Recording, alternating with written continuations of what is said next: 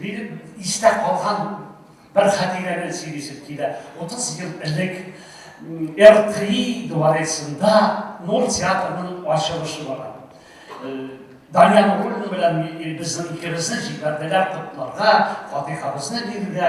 Без килдек, сәхнә артында басып торабыз, алда халык күп. Без яшь артистлар белән сөйләшеп торабыз.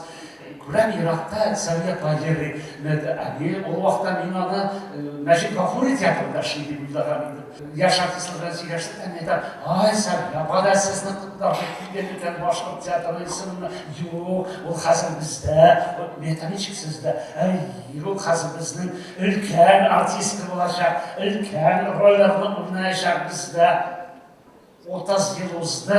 Өлкән артистка килгән дигән яшь артистларыбыз картайып пенсияга китте. Совет һаман казылды.